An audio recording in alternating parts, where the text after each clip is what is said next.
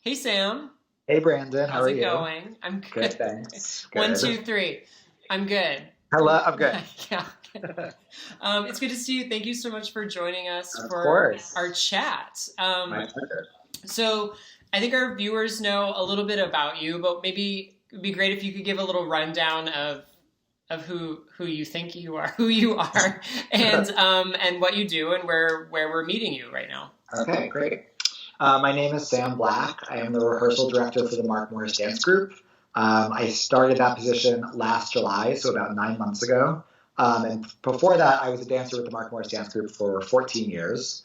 I grew up in Berkeley, California, went to a small dance studio there called Katie's Dance Studio, and then I went to SUNY Purchase for college. Cool. So you've had quite an eclectic Been dance. around. Yeah, totally. There's some things that you have learned that you didn't necessarily know before about being in charge of a room.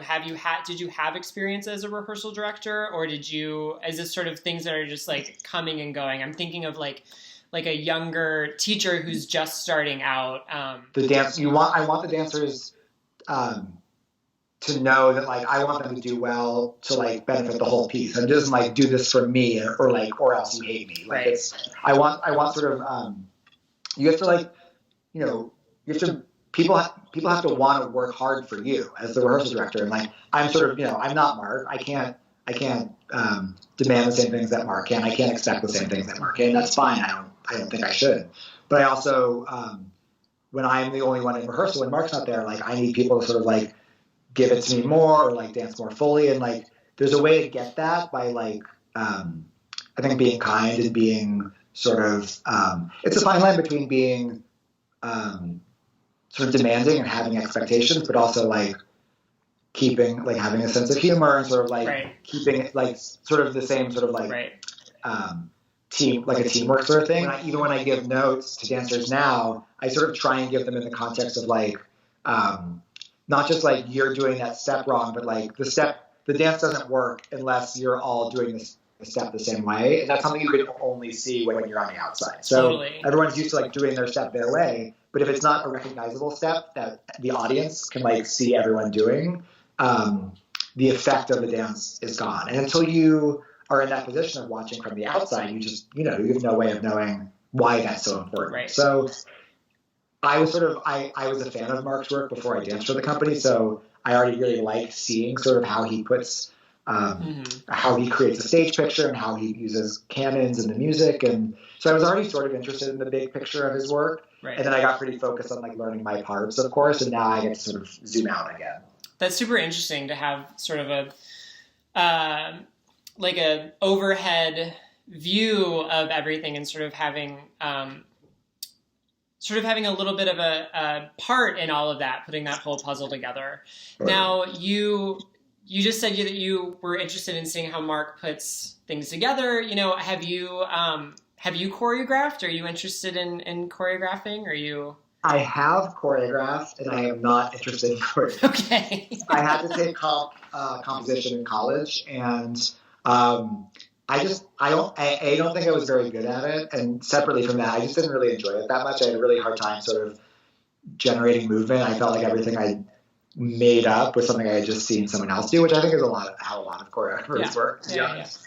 But no, so that's sort of another thing that I like about this job is that I'm really close to the creation, but I'm not actually generating anything.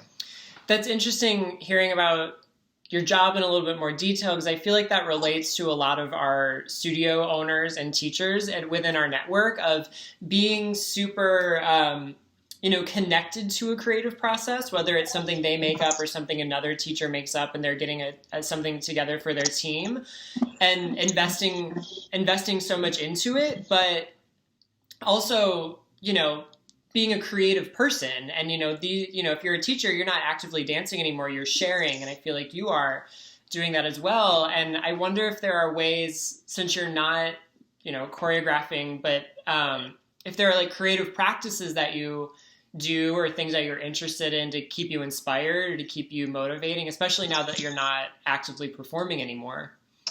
Yeah, I mean, I sort of just I like consuming culture. Like I go see a lot of shows. I not just dance. I love seeing theater. I love seeing musicals. I like going to hear live music. I like to see movies. I like to read books. So I sort of just like to take in as much as I can. I'm not sure how that like directly affects, being a creative person, but I think we all like to be sort of surrounded by the arts and sort of creative. So, I think it all sort of is simmering in there, and who knows how it actually comes out, but I find it all really interesting. Totally. Is there something you've seen lately?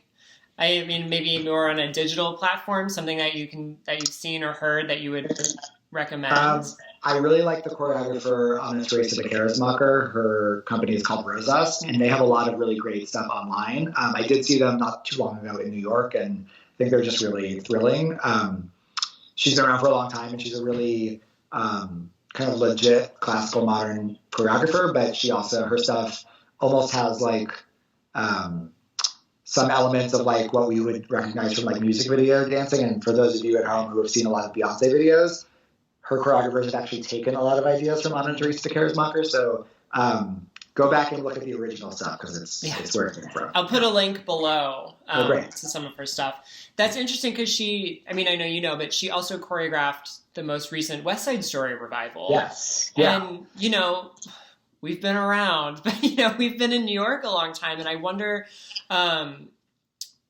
what your take is on sort of the trajectory of dance in New York. I personally find it super interesting that, Teresa de Kerensmacher is being brought in to choreograph a Broadway musical, and there is a lot of sort of more creative elements and sort of concert dance ideas happening in musical theater.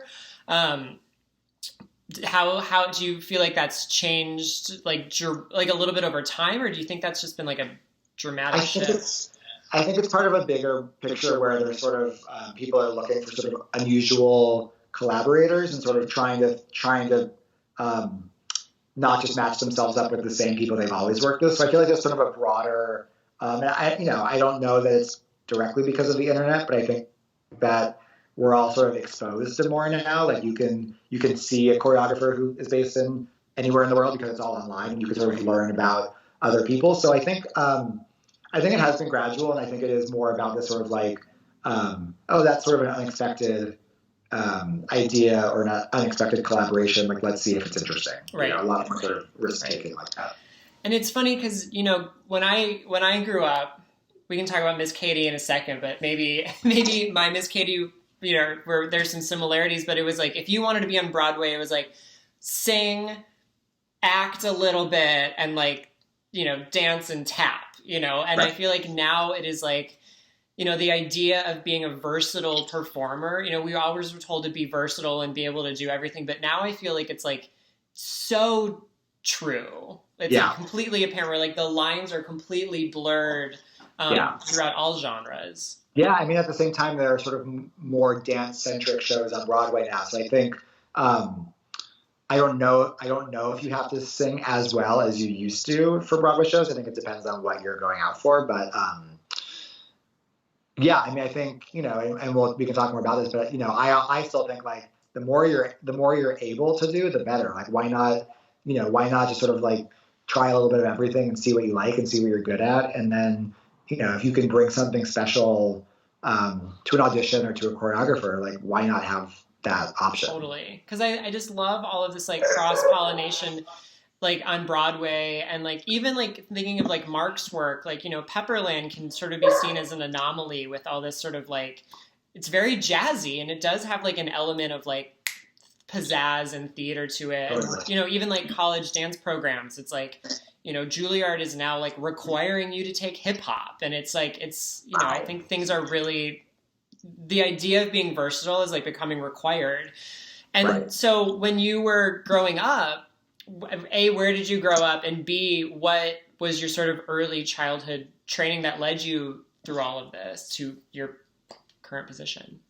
I grew up in Berkeley, California, and I went to a small dance studio in El Cerrito, which is just a town over, called Katie's Dance Studio. Katie Maltzberger was my teacher. And it was a jazz and tap studio. We did a lot of competitions. I I started dancing there when I was about 10, just right before I turned 10. Family friend found it, thought I would like it, started going. And I trained there until I went to college. I started sort of supplementing as I got older and into high school. And I danced in high school, and I sort of started thinking that I wanted to like pursue dance specifically. I was like, oh, I need some more like sort of technical chops. And I started taking a little bit more ballet outside of the studio. But it wasn't until I went away to the North Carolina School of the Arts summer program the summer before my senior year of high school that I really was like, oh wait, I want to be a modern dancer. I wanted to be on Broadway for years. I still kind of do want to be on Broadway. I wanted to be like, I was like, there's still time. There's still time. Yeah.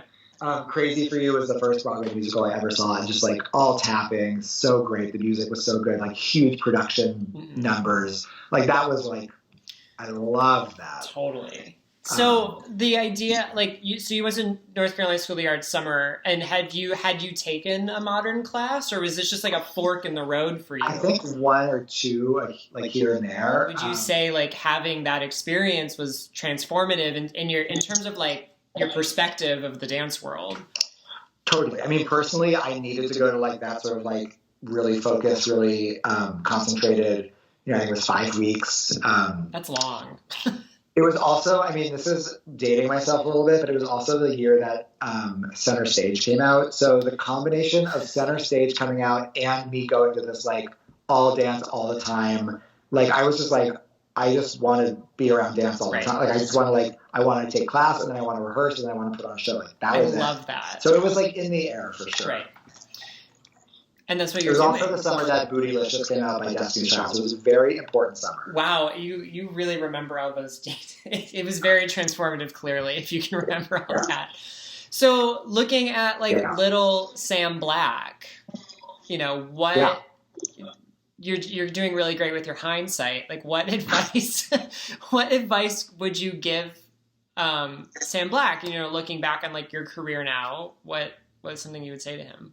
I would definitely, I think the lack of ballet technique was sort of set me back a little bit. I mean, once I got to SUNY Purchase, I was like, we took a ton of ballet, and like, I had to make up for lost time. I sort of wish that I had the sort of serious technical training earlier.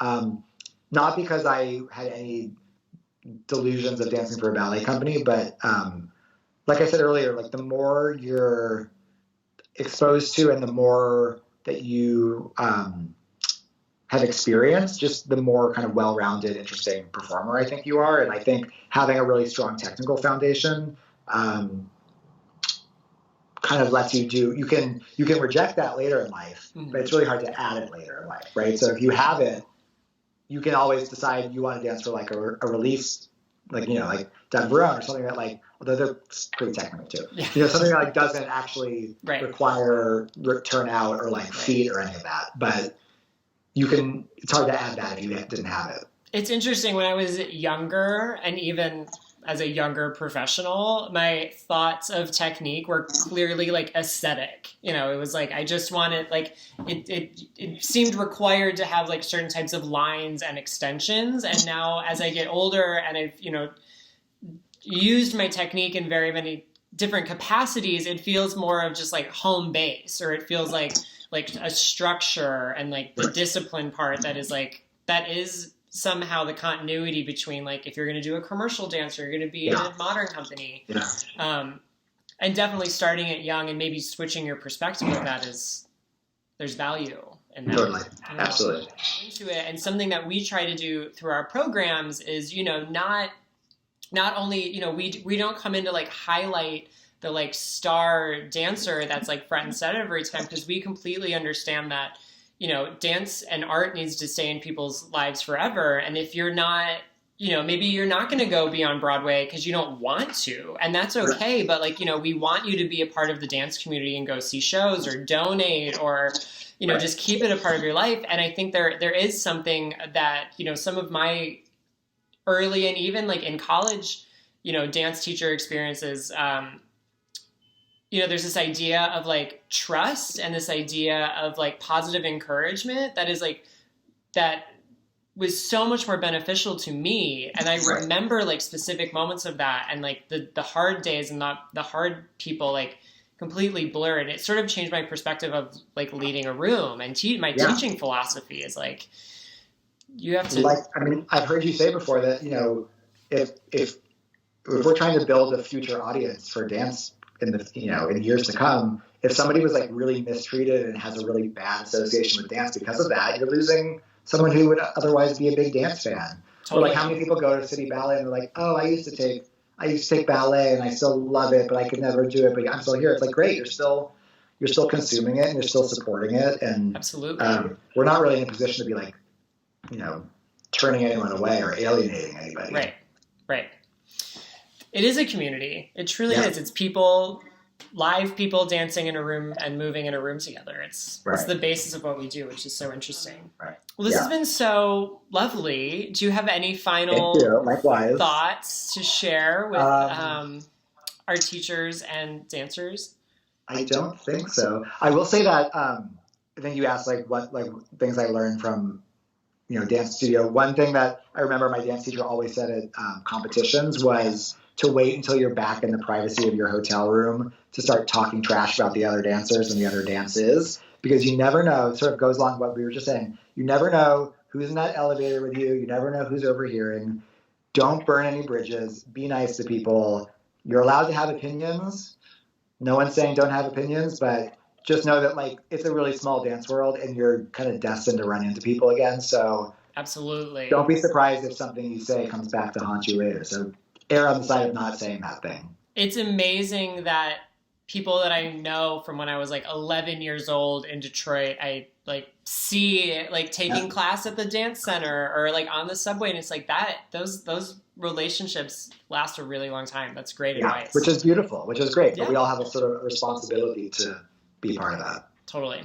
It is a community, and it's great to be a part of.